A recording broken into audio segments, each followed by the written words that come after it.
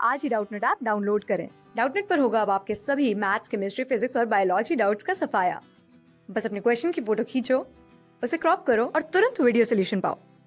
Download now. यहाँ पर हमसे पूछा गया है कि स्टोमेटा के पोर्स जब एक single ring shaped guard cell से बाउंडेड होंगे या सराउंडेड होंगे तो ये कंडीशन हमें इनमें से किस में मिलेगी।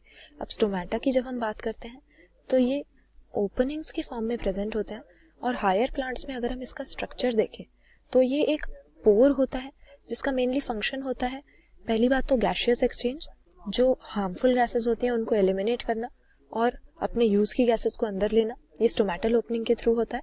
और दूसरी चीज ट्रांसपिरेशन, यानी प्लांट से जो वाटर का इवेपोरेटिव लॉस है वो भी इन्हीं ओपनिंग्स के थ्रू होगा।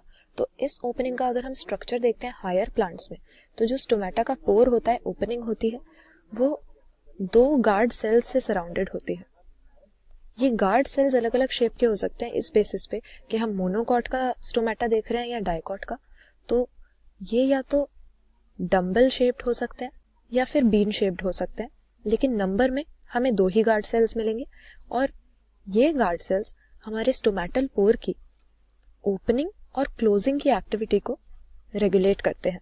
इसके अलावा दूसरी चीज कि गार्ड सेल्स के आसपास के कुछ सेल्स कभी कभी स्पेशलाइज्ड हो जाते हैं अपने शेप और साइज में और ये भी हमारे स्टोमेटल अपरेटस का पार्ट बन जाते हैं।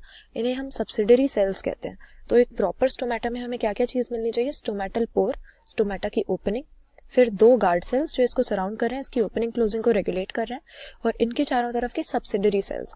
लेकिन यहाँ पर हमें क्या दिया हुआ है कि इस स्टोमेटा में जो पोर है वो सिर्फ एक single ring shaped guard cell से सराउंडेड है। तो हायर प्लांट्स में तो ऐसा हो नहीं सकता, इसीलिए यहाँ पर साइकस हमें दिया हुआ है। साइकस हमारे पास एक जिम्नोस्पर्म हो जाता है, सीड बेयरिंग प्लांट्स है, तो इसमें तो हमें प्रॉपर स्टोमेटा मिलेंगे, तो ये हमारा आंसर होगा नहीं। फिर फनेरिया का कैप्सूल हमें दिया हुआ है। फनेरिया एक टाइप की मॉस हो जाती है और मॉसेस को हम प्लेस करते हैं ब्रायोफाइट्स के अंदर।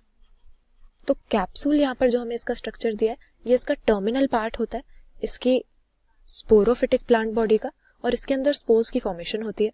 लेकिन इसके सरफेस पे भी हमें इस तरह के स्टोमेटा तो मिलेंगे नहीं क्योंकि मेनली स्पोर्स की फॉर्मेशन के साथ ही एसोसिएटेड है।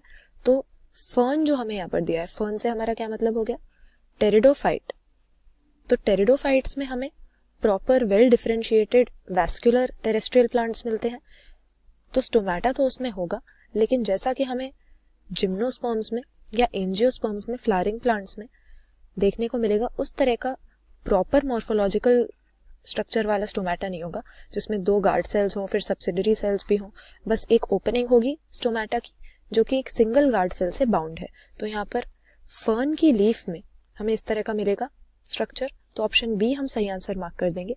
वैसे भी लीफ के ही एपिडर्मल टिश्यू में, यानी जो बाहर की लेयर है उसमें हमें ये ओपनिंग मिलती है और फर्न के केस में, टेरिडोफाइट्स के केस में, उनकी लीव्स में हमें इस तरह का एक गार्ड सेल वाला स्टोमेटा मिलेगा। तो ऑप्शन बी हम कह देंगे। Leaf of fern has stomata pores bounded by single ring shaped guard cell. Class 6 से 12 से लेके नीट, IIT, JEE मेंस और एडवांस के लेवल तक 10 मिलियन से ज्यादा स्टूडेंट्स का भरोसा। आज ही डाउनलोड करें डाउटनेट ऐप या व्हाट्सएप कीजिए अपने डाउट्स 8400 400 400 पर।